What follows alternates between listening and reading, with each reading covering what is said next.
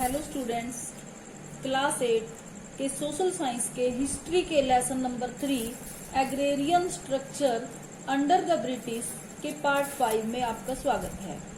बच्चों, आज पहले हम आगे लेसन पढ़ेंगे और उसके बाद वेरी शॉर्ट क्वेश्चंस करेंगे। तो आगे लेसन पढ़ना शुरू करते हैं। रिवोल्ट्स ऑफ पीसेंट्स, कृषकों का विद्रोह।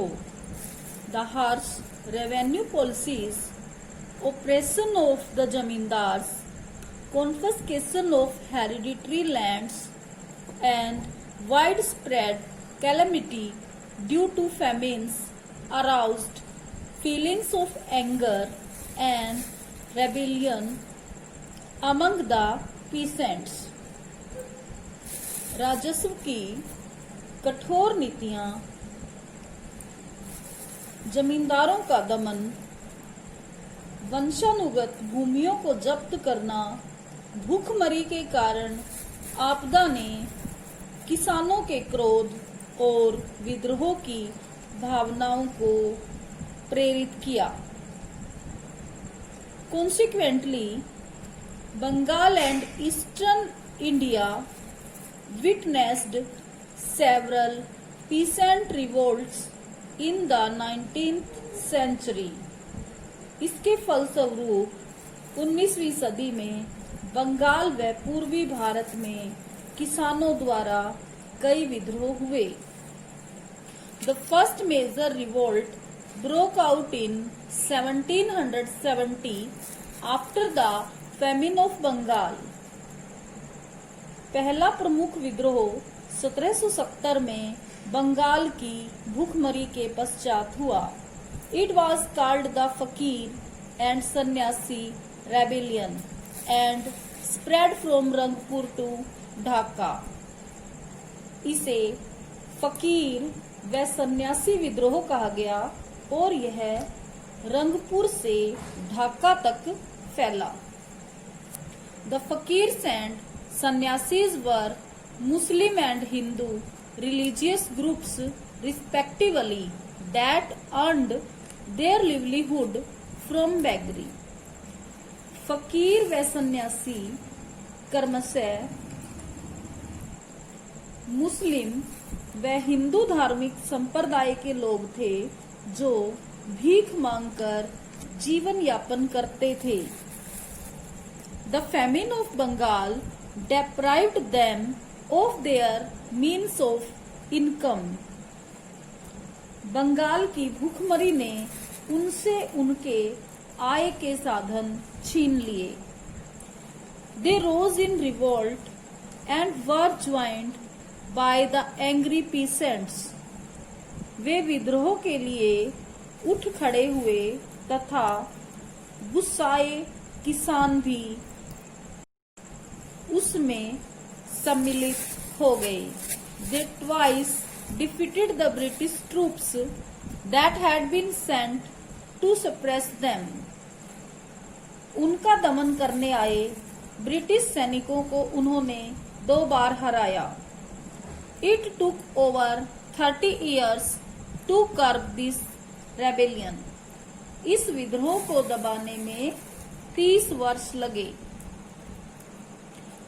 The Pagalpanthis, a semi-religious sect, revolted in the northern districts of Bengal.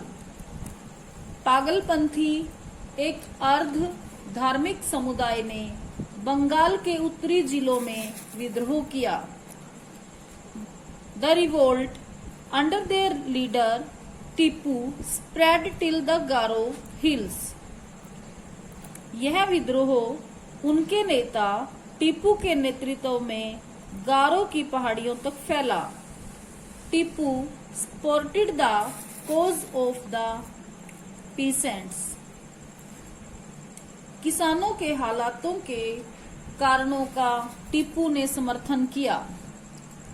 The चोर rising took place in Midnapur district of Bengal from 1796 to 1816. चोर विद्रोह बंगाल के मिदनापुर जिले में 1796 से 1816 के मध्य में चला। In Assam the Khasis rebelled against the British policies but were suppressed in 1833। Assam में खासियों ने ब्रिटिश नीतियों के विरुद्ध विद्रोह किया, परंतु 1833 में इसका दमन कर दिया गया। The Frazis were a Muslim sect who advocated radical changes in the social and political conditions of Bengal। फराजी एक मुस्लिम पंथ था जिसने बंगाल के सामाजिक और राजनीतिक हालातों में मूलभूत बदलावों का समर्थन किया। They also supported the cause of the peasants against the atrocities of the zamindars. उन्होंने जमींदारों द्वारा किसानों पर किए जाने वाले अत्याचारों का भी विरोध किया। Their leader was दादू मियां। उनके नेता दादू मियां थे। The वहाबी मूवमेंट, वहाबी आंदोलन। Syed Ahmad of Raebareli was the leader of the Wahabi movement in India. भारत में रायबरेली के सैयद अहमद वहाबी आंदोलन के नेता थे। He was a follower of the Wahhabi sect formed by Abdul Wahab of Arabia। वह वहाबी पंथ के अनुयायी थे जिसके निर्माता अरब के अब्दुल वहाब थे। The Wahhabis advocated a revival of Islam in India। वहाबियों ने भारत में इस्लाम के पुनरुत्थान की वकालत की। Under the British, they had been deprived of their power and authority। British के अंतर्गत उनकी सत्ता और शक्तियां छीन ली गई। They condemned the British policies and spread anti-British sentiments। उन्होंने ब्रिटिश नीतियों का विरोध किया और ब्रिटिश विरोधी भावनाओं का प्रसार किया।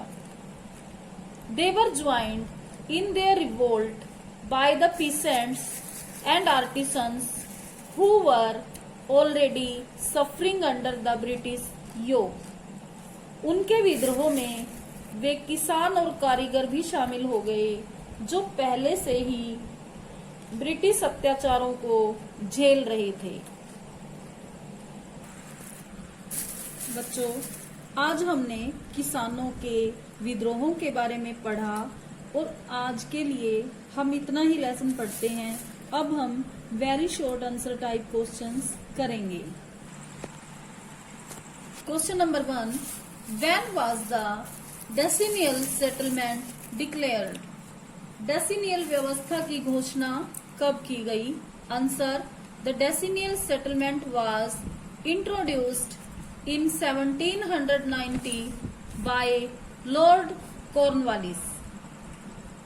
डेसिनियल व्यवस्था की शुरुआत 1790 में लॉर्ड कॉर्नवालिस के द्वारा की गई।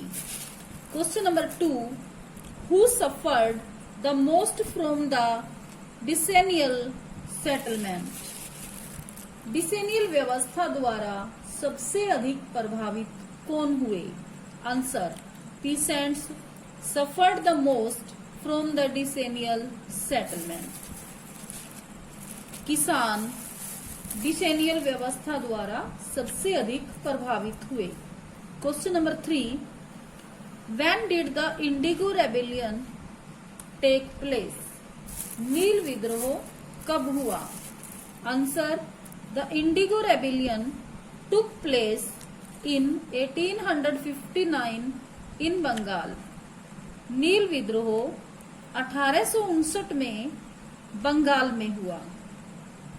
Question number 4, what was indigo. नील क्या था? Answer, the indigo plant primarily grew in tropical regions. नील का पौधा मुख्य रूप से उष्णकटिबंधीय क्षेत्रों में उगाया जाता था। It produced a rich blue colour which was used by cloth manufacturers to dye cloth. यह एक गहरा नीला रंग उत्पन्न करता था जिसका प्रयोग कपड़ा निर्माताओं द्वारा कपड़े को रंगने में किया जाता था। Question number 5, what do you mean by indigo commission? नील कमीशन से आप क्या समझते हैं? Answer, indigo commission was set up to inquire into the entire system of indigo production and the plight of the ryots in the year 1860। 1860 में नील उत्पादन व्यवस्था और रैयतों की दुर्दशा की जांच करने के लिए नील आयोग बनाया गया। बच्चों, इस लेसन में आपके very short answer type questions 5 ही हैं और आज हमने ये कंप्लीट कर लिए हैं। आज के लिए इतना ही करेंगे। Thank you, have a nice day.